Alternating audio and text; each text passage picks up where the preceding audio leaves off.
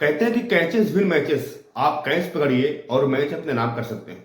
लेकिन जिस तरीके से आज चौथे टेस्ट में चौथे दिन जो कारनामा हुआ टीम इंडिया के द्वारा, ये वाकई में कहीं न कहीं टीम इंडिया पर बहुत भारी पड़ सकता है। और खास करके जिस तरीके से यशस्वी जायसवाल ने 3 कैच ड्रॉप किए, वो कहीं न कहीं टीम इंडिया के लिए एक खतरे की घंटी बंदी जा रही है। और जायसवाल ने जिनके कैच ड्रॉप किए वो छोटे मोटे खिलाड़ी नहीं थे, या उन्होंने कम स्कोर नहीं किया। आप देखेंगे तो इस तरीके से इस्मान ख्वाजा को उन्होंने कैच ड्रॉप किया, ख्वाजा ने 21 रन बनाए।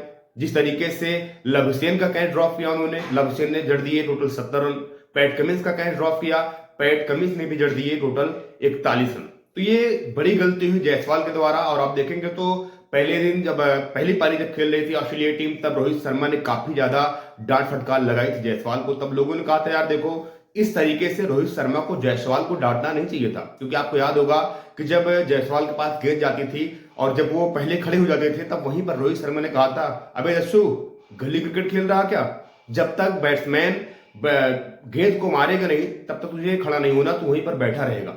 और वही हुआ चौथे दिन जब ऑस्ट्रेलियाई बल्लेबाजी कर रहे थे, तो वहां पर जायसवाल के हाथों से एक दो नहीं बल्कि तीन तीन कैच ड्रॉप होते हैं। आप देखेंगे जिस तरीके से जब ख्वाजा बल्लेबाजी कर रहे थे तो उनका कैच छोड़ा, ख्वाजा ने 21 रन जड़ दिए।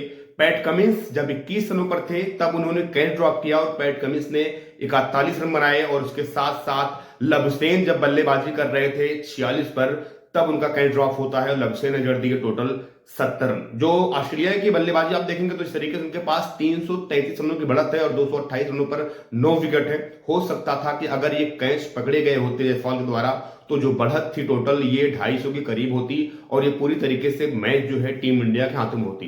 क्योंकि टीम इंडिया जिस तरीके से गेंदबाजी की, चाहे सिराज की बात कर लें चाहे बुमराह की बात कर लें, दोनों ने शानदार गेंदबाजी की। और गेंदबाजी इतनी की कि लास्ट में आप देखेंगे तो जसप्रीत बुमराह पूरी तरीके से थक गए थे वहां पर। जब रोहित शर्मा को एक और ओवर देना चाहते हैं तब माइक में जो स्टंप माइक था उसमें आवाज रिकॉर्ड होती है कि अब कंधा काम नहीं कर रहा है, यानी कि बहुत ज्यादा उधर थे, लगभग 24 ओवर गेंदबाजी कर चुके थे।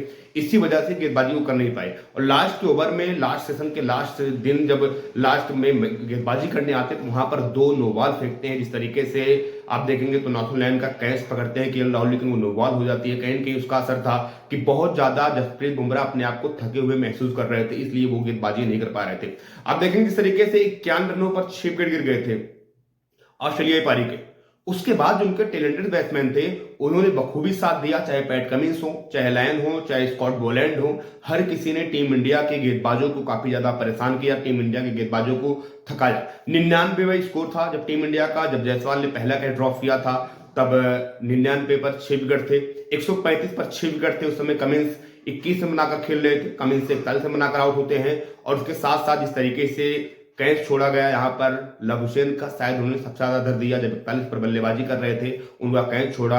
यानी कि आप टोटल उठाकर देखेंगे तो जो कैच जायसवाल ने छोड़े हैं इन तीनों ने मिलकर जो है लगभग 80 या 90 रन बनाए। और 80-90 रन बहुत बड़ा फर्क डालता है। जब बल्लेबाजी करने आएंगे जायसवाल 5वें दिन, तो देखने वाली बात होगी क्या उनके माइंड में ये सेट तो नहीं हो गया कि यार हमसे गलती हुई, क्या मैच के बाद हमको फटकार पड़ेगी। अगर जायसवाल इन सारी चीजों को भुलाकर आगे बढ़ते हैं, बल्लेबाजी करते हैं, तो नो डाउट टीम इंडिया के लिए एक बड़ा इंपैक्ट छोड़ सकते हैं। क्योंकि जायसवाल की जो बल्लेबाजी है वो बहुत शानदार है। जायसवाल टीम इंडिया के लिए एक रीढ़ की हड्डी बनकर तैयार हो सकते हैं। और ये इतना नहीं, आप देखेंगे तो अगर टीम इंडिया ये मैच हारती है तो कहीं न कहीं हो सकता है कि कप्तान रोहित शर्मा क्रिकेट से संन्यास ले लें। यानी कि T20 संन्यास पहले ले चुके हैं, टेस्ट से संन्यास ले सकते हैं और टीम इंडिया मूव करेगी यहाँ पर जसप्रीत बुमराह के साथ। अगर टीम इंडिया ये मैच जीतती है तो जायसवाल, ये बहुत अच्छी बात होगी, नहीं तो जायसवाल को बहुत ज्यादा फटकार पड़ने वाली है। क्योंकि प्रदर्शन का उतना अच्छा ऑस्ट्रेलिया में रहा नहीं, इस तरीके से हो जाने जाते हैं। तो ये WTC के फाइनल के लिहाज से, कप्तान रोहित शर्मा के कप्तानी के लिहाज से, उनके खेलने के लिए बहुत ज्यादा अहम रहने वाला है। और वैसे भी आप देखेंगे तो 333 रनों की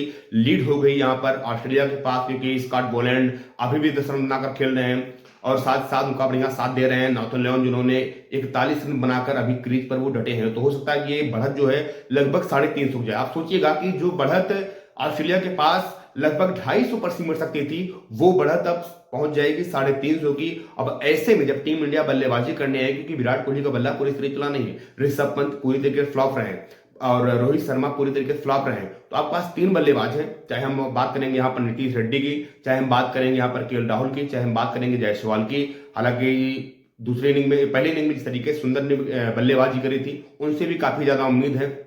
तो यहाँ पर टीम इंडिया को एक संयुक्त रूप से खेलना होगा, एक अच्छी पारी खेलनी होगी और सबसे ज्यादा दारोमदार रहेगा यहाँ पर यशस्वी जायसवाल के ऊपर कि जो कैच उन्होंने ड्रॉप किए हैं उस कैच को भूल कर आगे बढ़े और टीम इंडिया के लिए एक योगदान दे, एक अच्छी पारी खेलकर वो टीम इंडिया को जीत दिलाएं।